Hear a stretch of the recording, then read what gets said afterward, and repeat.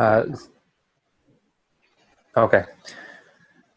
Welcome, everyone, to this webinar put on today by the Globalization and Education Special Interest Group of the Comparative and International Education Society in coordination with the Global and International Education Program at Drexel University.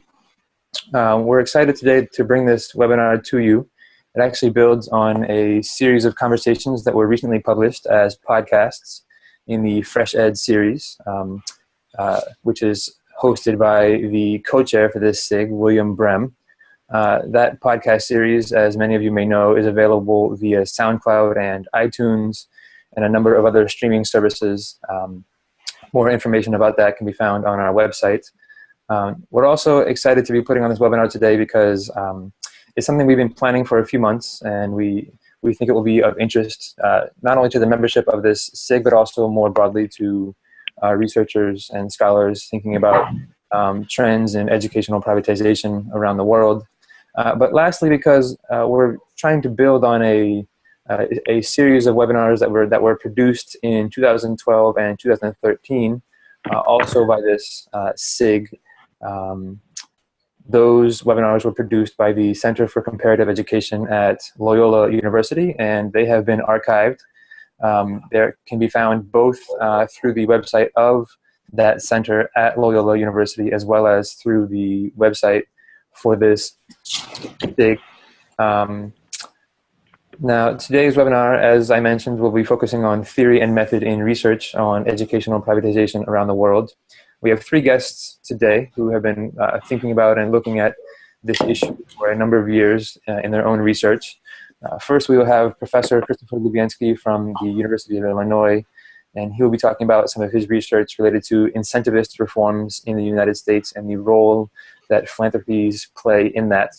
Then we have Frank Adamson, a researcher at Stanford University, who will be talking about some research and a book related to privatization in a number of countries around the world. And lastly, we will have Tamasin Cave, who works with Spinwatch, who's a researcher, a scholar, and an activist based in the UK, talking about the influence of lobbying on educational privatization there.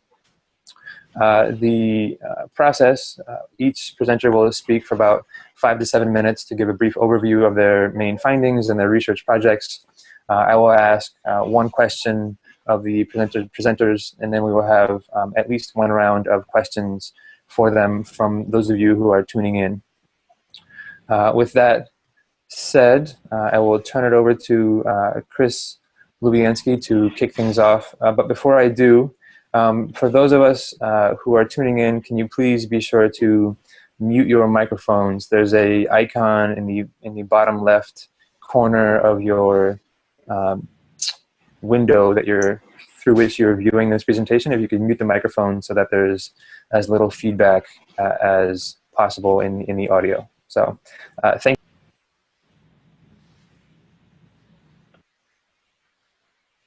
Hi, Brent. I just lost your audio, so I assume it's my turn. Thank you, Brent, and also to Will for putting together this series. It's been really a useful set of conversations. So I'm glad to be here and talk about this today. So I'll be discussing a paper that's coming out in the Australian Educational Researcher, but I also want to say I'm also situating my comments within another project on the global education industry. It's a book coming out next month with Tony Berger and Edith Steiner-Campsey. I've co-edited that, which deals with a lot of these issues. So my particular interest here is in what I'm calling orchestrating policy ideas, how different actors facilitate idea transfer through policy networks. And this fits in with what Frank's going to talk about in terms of some of these global changes we're seeing in education policy. And also, I'm sure the comments from Tamasin as well, where this is often presented as an organic process, but in fact, there's a lot of advocacy behind it. And so I'll be looking at some of that advocacy in my comments here. One thing I want to say to start out is there's questions about whether or not we're looking at a privatization movement. I know that's reflected in the title here. I would say that that's debatable about whether or not this is a classic example of privatization. What we are certainly seeing is marketization in education. There's certainly instances where private managers are taking over schools, and you can see that, for example, in Sweden or Chile or some of the low-fee schools in developing countries. But for the most part, we're not seeing the transfer of public or state schools to private ownership, as you had seen with other privatization movements, for example, with telecom or public utilities. In a way, this is a distinction without a difference, because we're still seeing marketization around schools. We're seeing public or state schools being put into marketized environments where they're asked to act like businesses, private businesses. And we're seeing this in terms of choice, competition, and emphasis on deregulation. That said, and I'm going to talk about some organizations that are promoting those types of reforms, but that said, we are seeing privatization in two other critical areas. One being the good of education itself. Education is a public good, but it's being treated more and more as a private, individual consumer good. And most important for my interest here today, we're seeing privatization of public policy making around education. That is, the act of making policy is being contracted out to private entities. So the paper I focus on here has to do with philanthropies and think tanks. And I worked on this with Jameson Brewer and Priya Goyal Lalonde. And we were particularly interested in how this happens in the US in this instance. And we looked at a couple of examples in terms of school vouchers and also what's called parent trigger laws here. And it's being facilitated by new forms of philanthropy. We've had philanthropic interest in education for decades, of course, but now there's quantitative and qualitatively different approaches to this philanthropy, moving away from more of a social obligation and more toward taking a venture capital or corporate model and applying that to how the money's used. And you see this, for example, in the effective philanthropy movement. So think tanks play an important role in this. They are significant nodes within advocacy networks, and they bring a lot of legitimacy to the advocacy around certain ideas. So just to simplify for the sake of illustration here, we can think of policy making in terms of knowledge production, which is typically done by universities or think tanks, and then intermediaries play a role here as knowledge brokers, and they work with advocacy organizations or with the media to get those ideas, to get that knowledge out there.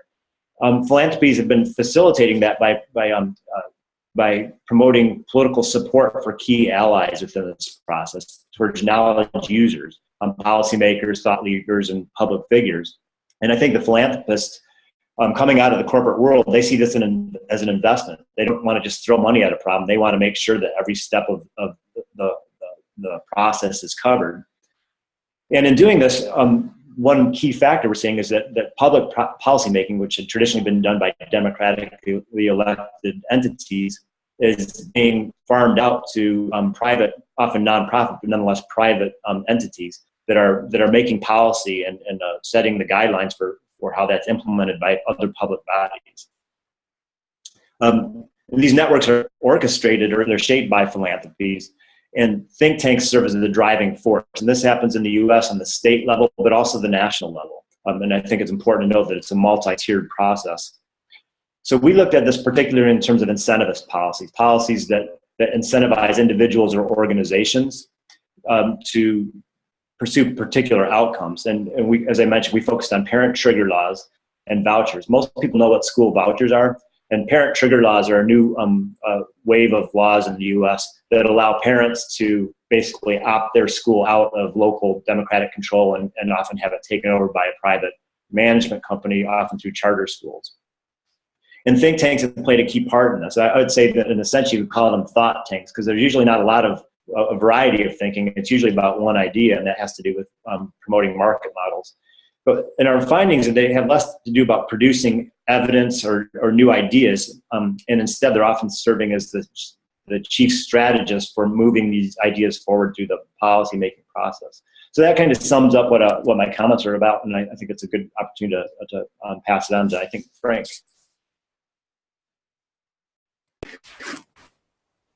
Thank you, Chris, and thank you to Brent and Will for organizing the webinar. But I actually have a little PowerPoint that should be coming up in a second. There it is.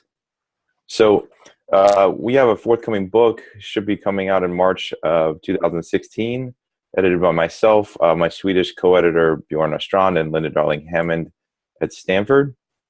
And We're basically looking at 6 different countries, and the impetus of the book, can we go to the next slide, is in Chile, we saw a large social movement about primarily centered on education in 2011 with huge numbers of students and families in the streets. And we're asking ourselves, how did Chile arrive at this situation? Next slide, please. And so this book is really somewhat of a historical book, actually, because we look back and saw that in the 1970s, when Pinochet took over as a dictator of Chile, he began to enact the privatization theories of Milton Friedman, and particularly in the sector of education. He started Friedman's idea of a voucher system. And vouchers basically allow families to take state money and use it to pay for their children to go to any different school that they want. So what's happened in Chile is that there's been a growth of different types of schools, a lot of private schools, and that a lot of these parents end up topping up to the extent that they can on their children's education outlay. So they give $50 or $100 or $200, and that buys them a little bit better education. So the end result of that is that it really decreases the opportunity for individual children, particularly at the lower end of the socioeconomic scale, and it further stratifies the education system and society at large, leading to 30 years later, the protests that we just saw. Next slide, please. Conversely, when we look at Finland, Finland also in the 70s revamped their education system, but they decided to do something quite different. They decided to focus on equity.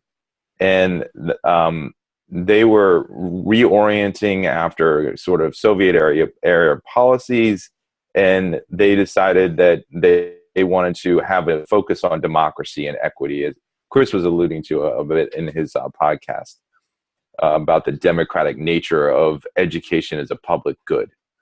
Next slide, please.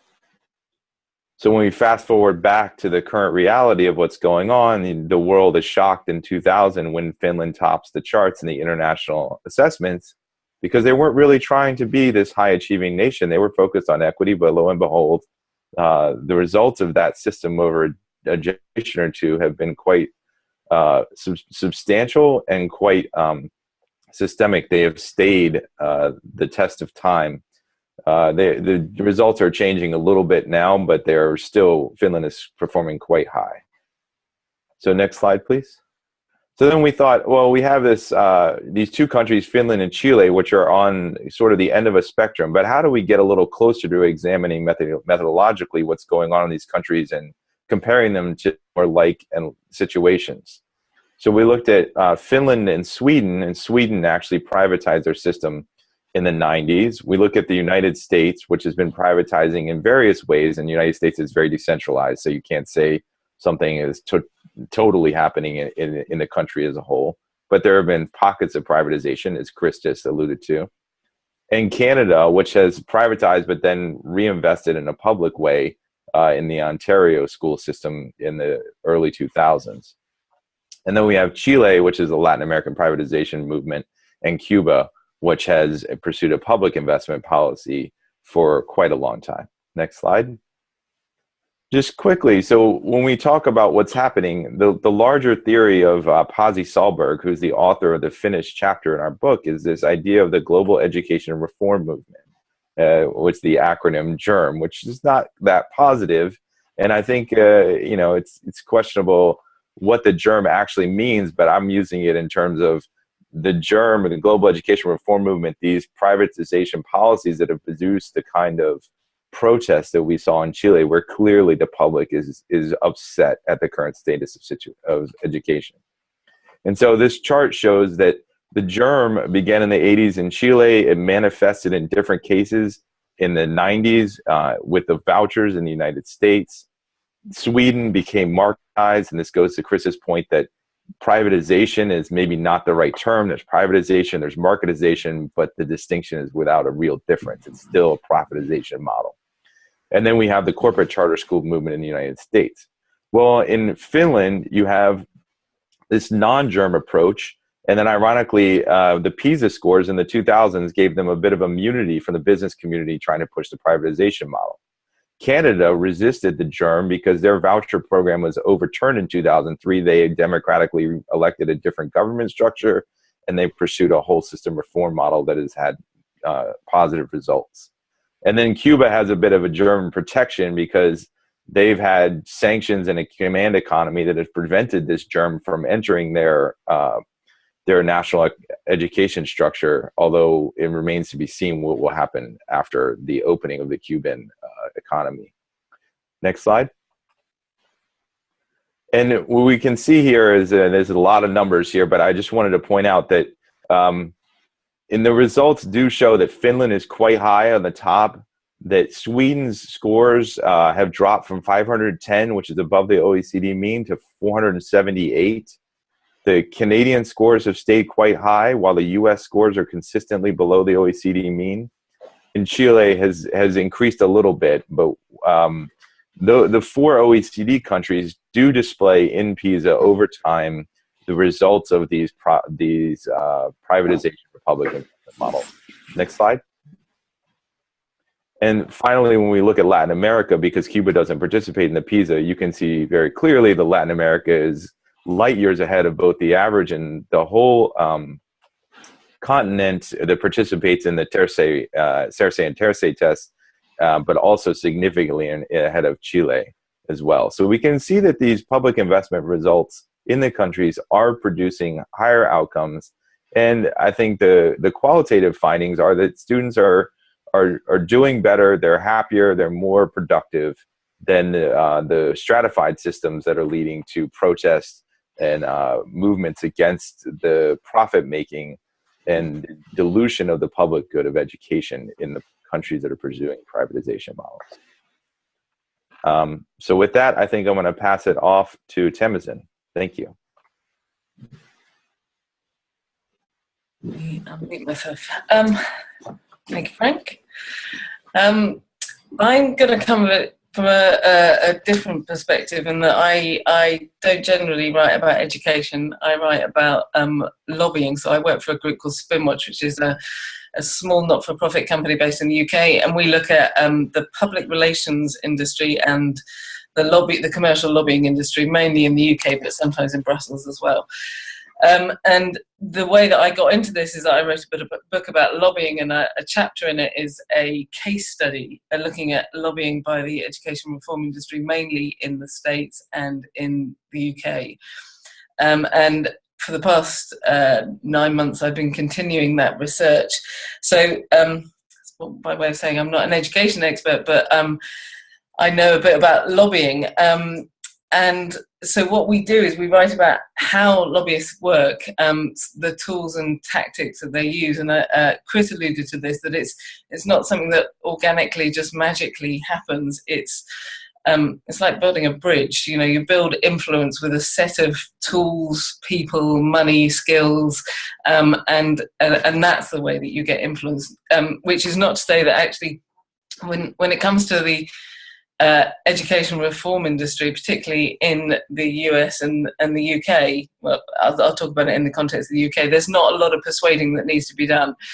Sometimes you think of lobbyists as kind of parasitic to a system. They're on the outside and they're lobbying in, but in the case of the education reformers in the UK, they are very much as one with the government, and they are helping them to forward a particular agenda. So yeah, it's interesting not seeing them outside. They are very much kind of insiders. So just very briefly, sort of skimming through some of the techniques that I set out in the chapter and that I've been looking at in relation to this. I think it's important, first of all, to think like a lobbyist. In terms of research, how do I go about trying to find out what these particular industries are up to? And it doesn't matter whether you're looking at the tobacco industry or the healthcare industry or the education industry or whatever. Fracking is a big thing that we're having at the moment in this country. You've got to think like a lobbyist. They want to get a certain policy outcome. How are they going to do it? Now, it may be that actually to sit down and have a quiet word over dinner with a minister is the best way of getting particular policy outcome, but it may be that they have to launch on the opposite end of the scale, a full-on PR campaign because public opinion is set against them. So you need to kind of think how a lobbyist thinks. So just sketching through some of their techniques and tactics quickly. One of the key things, and anybody who's looked at Germ, I'm going to use that shorthand again, is well aware of the narratives that have been crafted. So the messaging and the narratives, in order to sell this proposition both to politicians but mainly to the public. And a lot of effort has gone into creating the right narrative. And what you do is you don't tell your story, you start with where the audience is, and then you tell a story that fits how they think about education and their concerns and their worries, and you drill into their fears or their hopes. So there's been many narratives. A big one that I'm noticing in the States at the moment about being college ready, kids being college ready. In Australia, it was about the fact that kids love technology, so therefore more technology needs to be used in the classroom. There's a wide range of kind of narratives and messaging that's been used. But they are all promoting very similar policies. A key thing that lobbyists do is enlist the support of the messengers. So it doesn't. If you are a global education business, you don't want to be the one that's telling the public what the policy changes need to be. You need to get your messengers in place, and this is something that's absolutely pioneered by the tobacco industry, which is the third-party technique. And Chris, you talk about think tanks in this context as messengers and as policy actors. I would say that actually a lot of the time, particularly in the UK, I don't know so much in the US, but they don't actually behave very differently from commercial lobbying agencies in that they are third-party messengers. They provide, access to politicians. They behave like commercial lobbyists. And I think it's very difficult to see the distinction between the think tank and then think tanks as commercial lobbyists. So these third parties, they need to be credible messengers. So it's always good to get professionals, teachers, if you can get teachers to put the reform message out. Parent groups, they're very good. We're seeing lots of student voice campaigns. So this is about getting students calling for reforms. So you need a wide range of different messengers speaking to different audiences. Another thing that you'll notice, and it's not so much a technique, it's something that's just crafted, which is this how to get yourself within these policy networks, some of which are very, very small and tight, and you see a lot of movement through the so-called revolving door. So these are very, very small networks with people who have known each other, who move in and out of policy making and commercial lobbying and corporations. So the revolving door is key. Two things that I just want to mention, which often don't get said in the context of commercial lobbying. We're often thinking about them putting forward this kind of being proactive and putting a message out, is what they do to stop alternative voices getting out there. So they spend a lot of time, if you work in the PR industry, most likely you will spend half of your time giving stories out of the press, and making sure that alternative voices and alternative opinions don't hit the mainstream.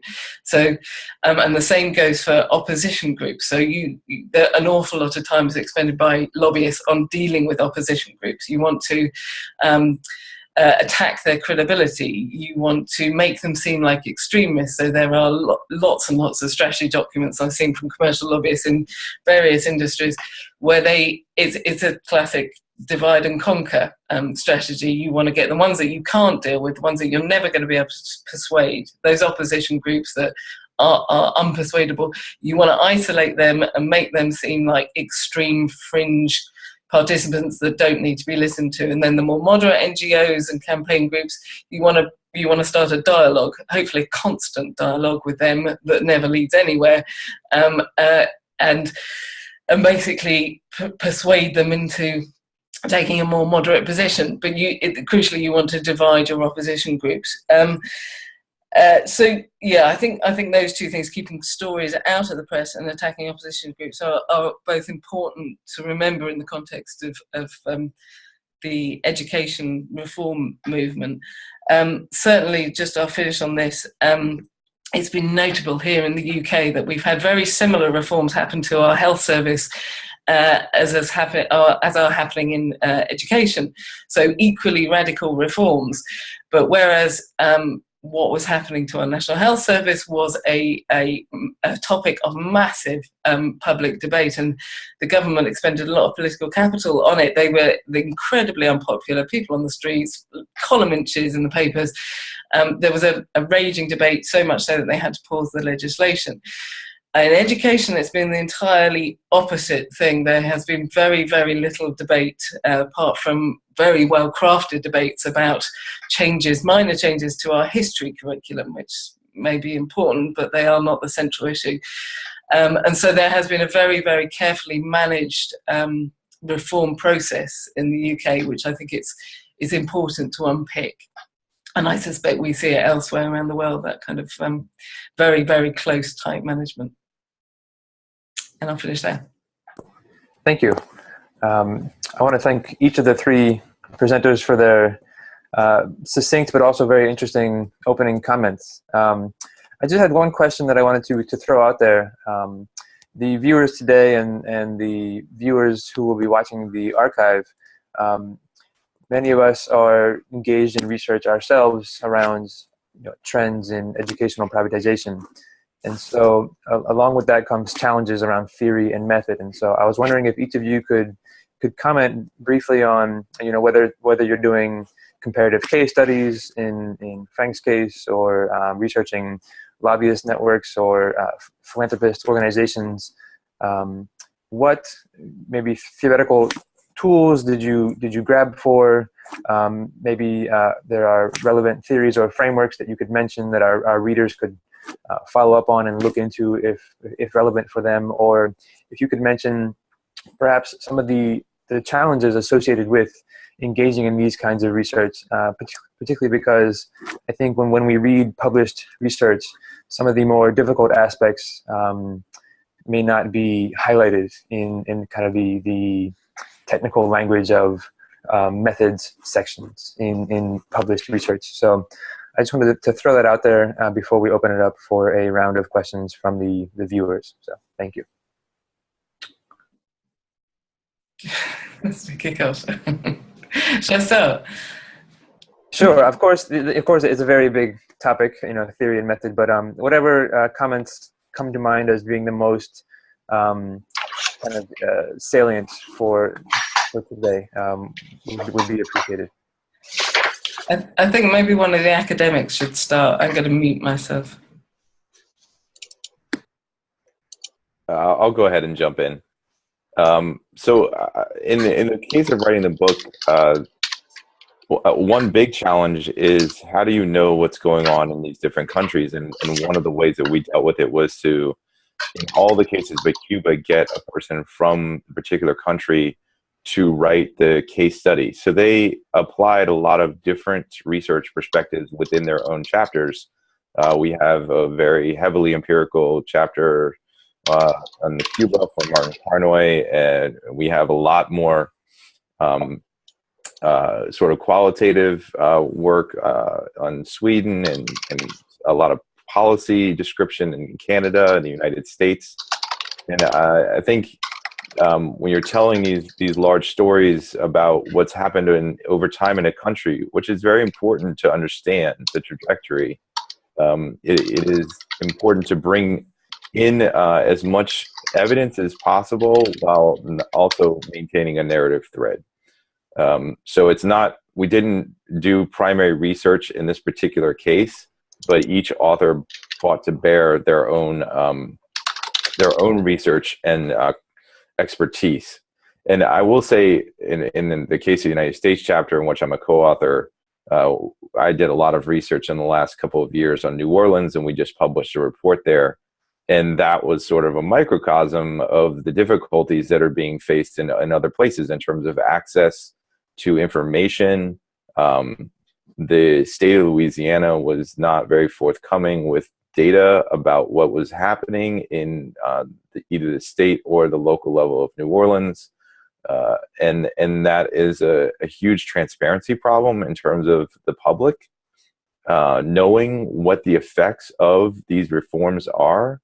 And I guess I'll finish by saying that the reforms themselves are privatization. We looked back at the roots of that move in Milton Friedman. We looked even further back into Hayek. So understanding the historical trajectory and the marriage of the economics of the situation with the education system and how they are related and nested in each other. And as academics, we like to be very precise and empirical, but at the same time, you can't lose the bigger picture of how these different sectors influence each other. And so what we've tried to do is bring those together as much as possible. If I could ask one quick follow-up question. In the case where the State Department of Education in Louisiana was not very forthcoming with information, what did you do? What did your team do?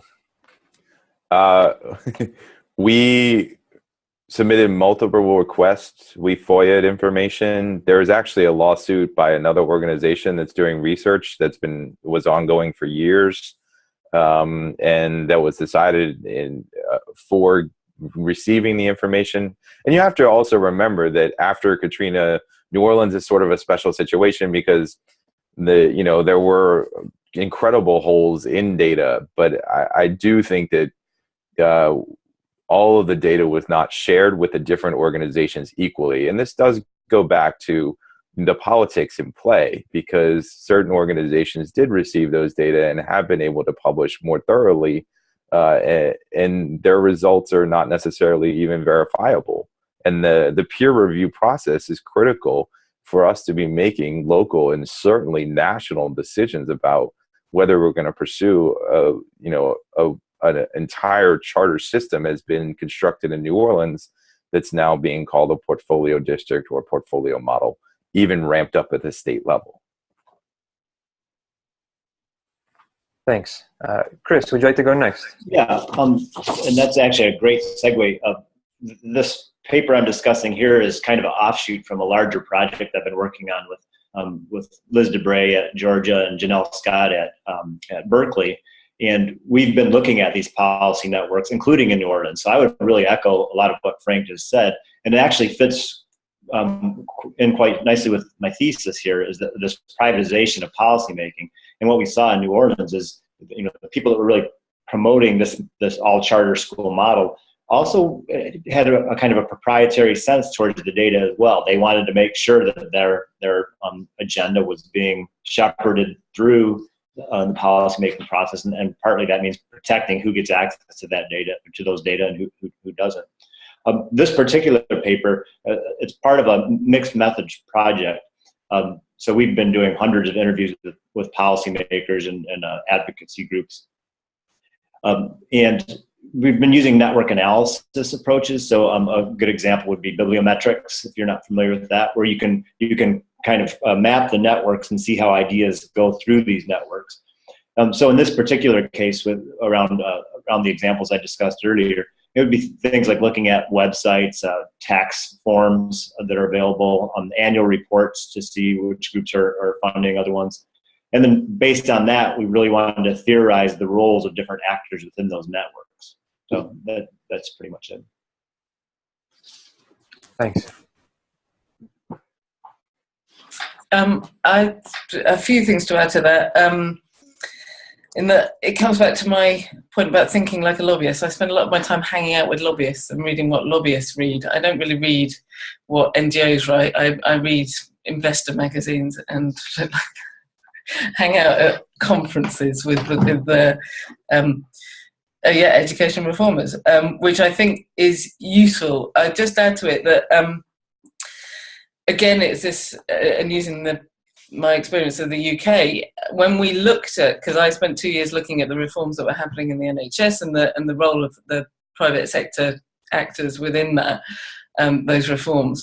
And I did a lot of FOIing and went to a lot of events and the like. And we actually got a hell of a lot of information through FOI. The Department of Health, it was a new government, and we blitzed them, and we got so much information out, which led to a number of stories, and there was a sense that they were kind of caught talking about things that they weren't ready to make public. You know, there was one kind of typical quote from a very senior policymaker who then moved over to KPMG, who was very happy telling a group of investors that the NHS will be shown no mercy. Now, to the British people, this was just incredible. But lessons have been learned by the education industry. So when you go to these conferences now, there is a they are very guarded, they are very careful, they couch it in very different terms. It's not about profit making, it's not about, or it's very seldom explicitly about profit making, which contrasts very much with some of the investor bulletins and stuff that we were reading about private healthcare companies a couple of years ago. So I don't know if I've rather spoiled it, or it's rather been spoiled, in that we kind of had a big hit on the NHS reforms. We actually didn't stop, you know, they still went through. But yeah, it's in terms of what the information we're getting now out of the Department for Education and the way that the industry talks about it is markedly different. So harder. And just quickly, you mentioned FOI requests. Can you say what that is?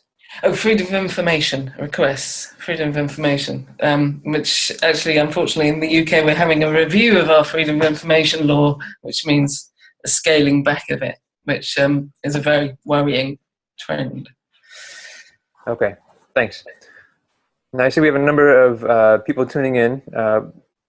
At this point, we would like to solicit a couple questions. You can either type them in the chat box, or you can unmute yourself and feel free to introduce yourself and to ask a question.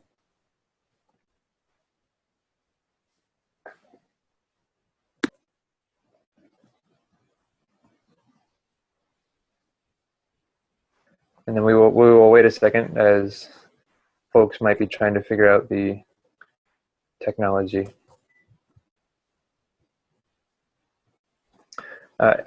In the meantime, Tamasin, I was going to ask a quick follow-up question just about access. I mean, do people recognize you now? Are they less likely to speak with you? Or even when you go to these conferences, for example, how do you go about trying to gain access to some of these investors or reformers, and what challenges do you face around that? You can buy a ticket. I mean, if you're funded, you can buy a ticket to go to some of these things. I wouldn't flatter myself to know. You know, I'm certainly not known.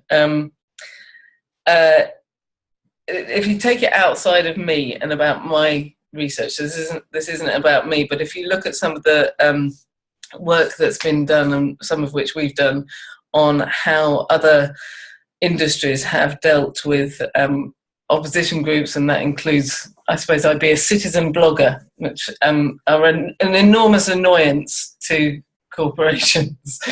But if you look at the way that they talk about dealing with opposition groups, there was a guy that I listened to a couple of years ago who was the kind of reputation management guy at the UK office of Edelman, which is the largest independent PR lobbying firm in the world. And he was talking about the kind of monitoring systems that they have for activist groups, citizen journalists, NGOs, and the very sophisticated tools that they now have, which is monitoring social media sites, websites, blogs, and the like. Basically, if you badmouth a corporation in 140 characters, they're going to find it. I mean, if it's part of the service, it's part of what lobbyists and PR people do, because it's about, like I say, keeping a lid on any bad press or any reputational issues, and then they will monitor. I remember him saying, they're always looking for the influential one. It's not necessarily the noisy one. They're looking for the influential one. They're looking for the person who is the source of the information, who is then spreading it out through social networks and the like. And then they have, means of dealing with people, whether it's, the nuclear option, which is legal threats, or just a rebuttal kind of campaign telling them when they're wrong and the like. But I mean, I wouldn't underestimate the sophisticated nature. If you are threatening a multi-million, multi-billion pound corporation, and there's a reputational risk, then they take these things seriously, very seriously. Thank you. I appreciate that. Now, can we solicit a question from one of the viewers? I see Ralph Rogers or JJ, Steve Cleese. I'll ask Frank one. Can you hear me? Yes. I enjoyed the webinar very much, and I'm very sympathetic and agree with all of you. But my question for Frank is, they teach us from the beginning that correlation is not causation.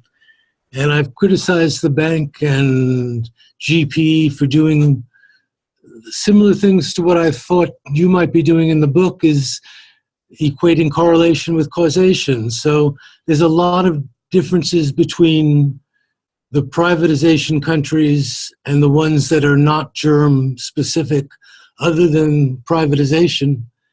And you seem to want to attribute the higher test scores of, Cuba, Finland, and Canada to their not being as privatized. And isn't that pushing the empirics too far? I think that you are.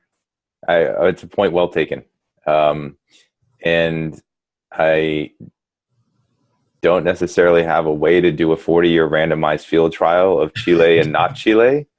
So I think at a certain level, the book is designed to call attention to these issues, and the book actually aggregates research within the different countries at different levels. The different authors have different levels of expertise, so you're going to find actually very, very different research methodologies within the different chapters that are talking about what's going on in those countries. And then the claims aggregated into the book level show what I think would be a correlation, but not a causation. I also think that, we need to really acknowledge the public. First of all, education is a public good, and secondly, the voice of the public that's really cropping up. Certainly in Chile, I can't imagine 100,000 people or more than that in the streets about education in the United States. That's a very serious move, and so I think if we want to avoid that situation, first of all, second of all, if we wanted to provide a high quality, equitable education system for students in the United States and in other countries, I think we need to look at the countries that are being successful. And then when you look at PISA scores, are not the only metric of success. So I don't want to be narrow on the outcome side either. But we are using the tools that are available into the best way possible. And I think the individual stories of the countries, while not certainly causation based, are compelling. Thanks. Yeah. I have a question. Can I ask a question? Yes, Tamasin, go ahead. And then after that, I see one question in the chat box from I'll wait. I'll wait. Ask that one first. All right. So Ralph Rogers has asked for each of the panelists, what are the next steps based on your research, what are the next steps for research, policy, and practice? Yeah, I can address that. Certainly as researchers, we're going to keep looking at these issues that we think are of interest. But I think that the comments from the other two panelists, from both Frank and Tamasin, speak to some of the wider implications that really need to be considered. Frank pointing to the protests in Chile, and I think Tamasin in her podcast talked about the notable lack of a public dialogue around some of these issues. I think in the U.S., the closest we've really come to any kind of debate about this is been the Common Core, where you have people on the far left and the far right that have been agitating over it. They're pretty upset about it. But it's been about that specific issue rather than about the process by which that issue was implemented. And so I do think the next steps that we need to facilitate as researchers is to encourage a fruitful public discussion about what we want in terms of the policy making. Should it be democratically based? Should we be looking to experts or to influential figures like Bill Gates? What do we want from policy making? And then I think that would dictate our way of approaching some of the policies that are under consideration right now. I'll jump in next. So I think at one level, there's an awareness raising that needs to happen. I think I talked to a lot of people about what's going on in New Orleans in particular, which is research that we've done in the past couple of years, and people really aren't aware of the amount of stratification and that's happening in the system. And they're not aware that the top tier school has predominantly white students, is one of the best schools in the state in New Orleans. And then you go down the street and the bottom tier school is run by a company that runs correctional facilities in other states. That's quite a spread, a spectrum of management in terms of a particular city. We're not talking about even state level. So people are really interested in understanding what is happening in those different environments, in those different contexts within the same city.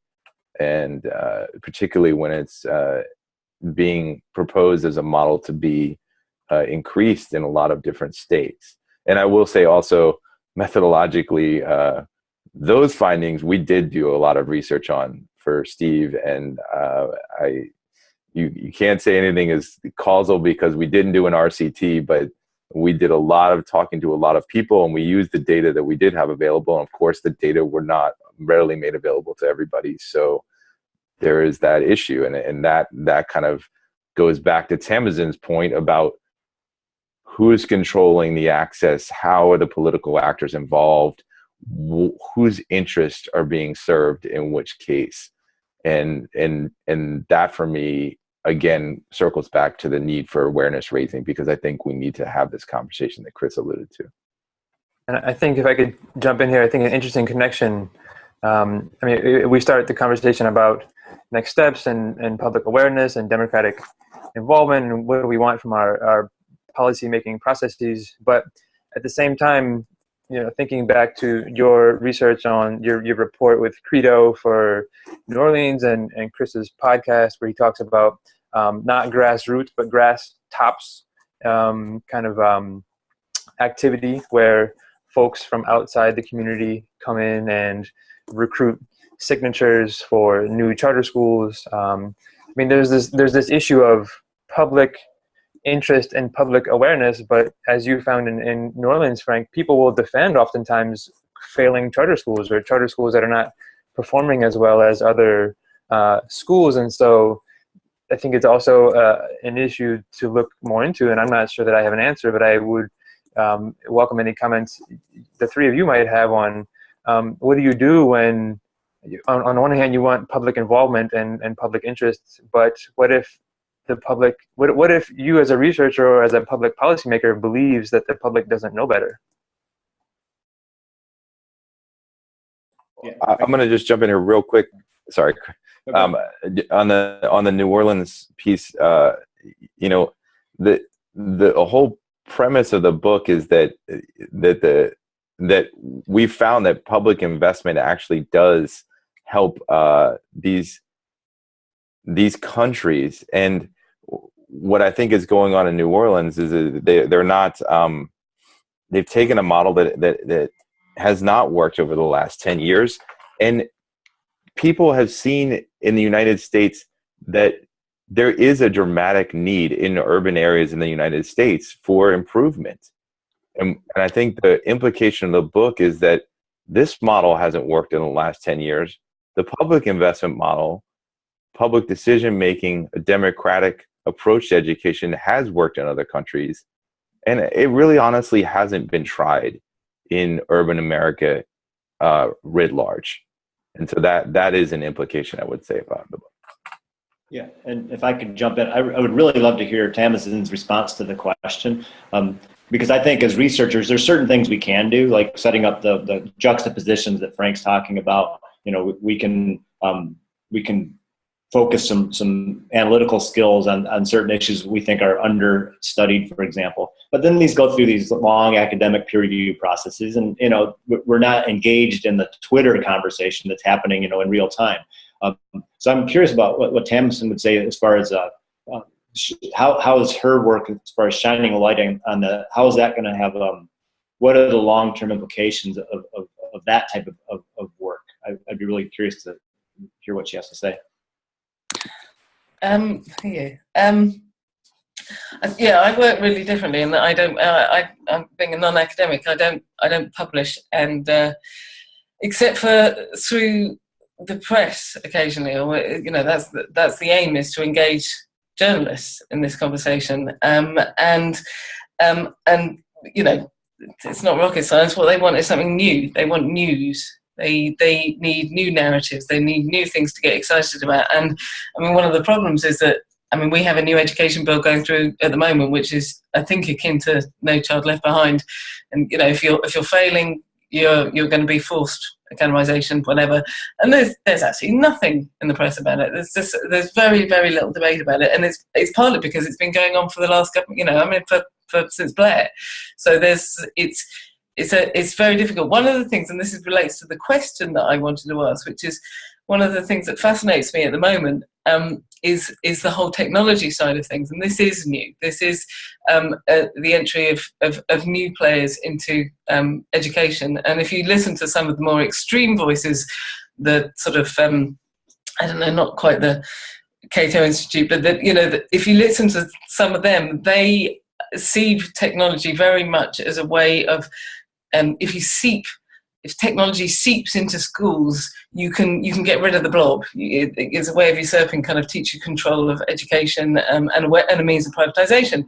I find this a fascinating thing, and actually when you go to these education investor conferences, this is where the buzz is. This is what's new. This is the news, and particularly data-driven education I found fascinating.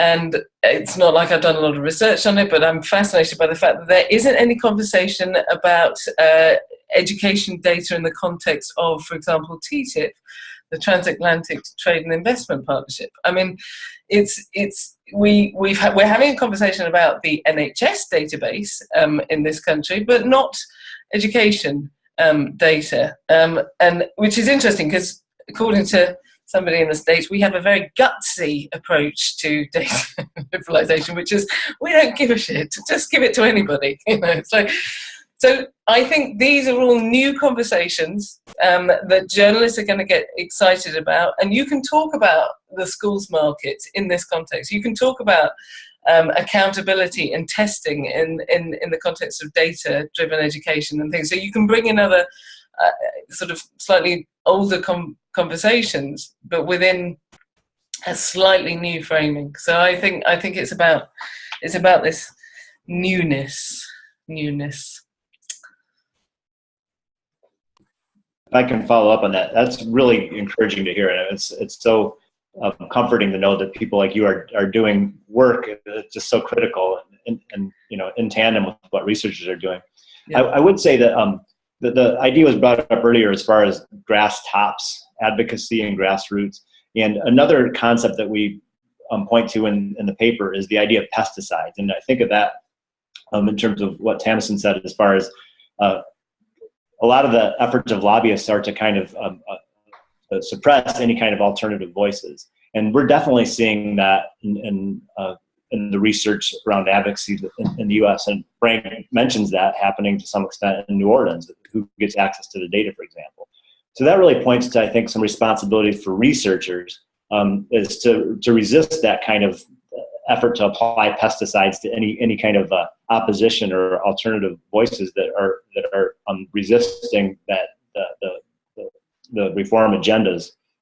You know, we need to say what the data is saying, And we need to make sure that our voices are heard in that debate, and not be crowded out by people that have, pretty substantial media presence, have an army of public relations people working for them, and a lot of us have other things to do in addition to our research. So I think it puts a public responsibility on researchers in order to engage in these public dialogues as much as possible, and make sure that, honest, objective treatment of the data is available in juxtaposition to what we're seeing from some of these advocacy groups. Definitely. Can I just come back on that, or do you want to? Yeah, I was wondering if you wanted to comment, and then you had mentioned before that you had a question. Maybe that question could be the last one to wrap up.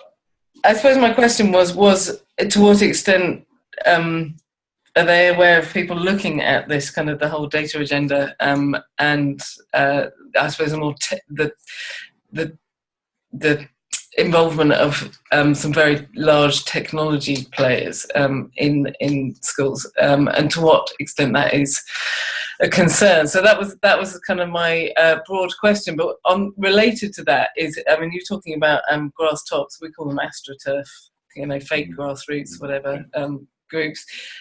What I'm certainly seeing with the kind of the ed tech movement is that they describe themselves building a social movement. So a social movement of innovation labs and maker spaces, and it's all very groovy. And there is so little dissent or questioning or anything that actually it wouldn't be too difficult. There is a real absence of any sort of questioning within those spaces. If you go to some of these events, it's it's almost frowned on, right, to dissent. More of a celebration.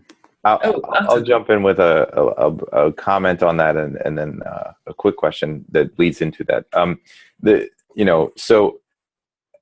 I also have been in a lot of different rooms. I think we all have, where you can sit in the one room where there's the activists that don't want another test to ever cross the desk of a kid, and the Common Core is like satanic. But and on the other end, you have these. I live in Silicon Valley, the venture capitalists, and not all of them, but some of them are seeing global $4.6 trillion signs ring in their heads. And so I actually wanted to ask Chris a little bit, I think, have you looked at all at the sort of spectrum of actors and their motivations in terms of, a pure profit-driven motivation by a tech company that wants to sell 800,000 of XYZ to a school district versus companies or actors that are really concerned, primarily about the providing low-income students with better educations than they currently get? Because I agree, they're not getting great education. Nobody's disputing that, right? The question is how can we improve it? Right. And so I'm wondering, have you looked at the kind of nuances between actors? Right. That's a wonderful question. And I can say, based on our interview data and other data sources, I have limited insights into the motivations of a lot of these actors, right? I would say that I'm quite interested in how they're using evidence and making their decisions. And yeah, there's a lot that are saying, dollar signs as a profit motive, and they also see that as a good thing. That if companies can make money teaching kids, then they should be allowed to do that, and it builds in incentives into the system. I would suggest that some of the evidence on that is look at the for-profit college scandals in the U.S. as an example. Some of the evidence suggests that that's problematic. But I would also say there's a lot of very well-intentioned philanthropists who are promoting these things because they want to have more equitable access especially for disadvantaged children around the globe. But I'm concerned that the way they're doing it comes from their corporate mindset, that how they made money is how we should be running a nonprofit sector, or a government sector like public education. They see that as appropriate, and aren't really aware of some of the problems of applying kind of corporate style management to the nonprofit sector. And just a last minute plug here. I mentioned we have a book coming out on the global education industry and next month, and some of the chapters look at exactly that. Groups like Pearson that promote themselves as a socially responsible learning company, But their impact as far as pursuing profit does have implications for equity. And I would say that's true in with some of the other actors as well.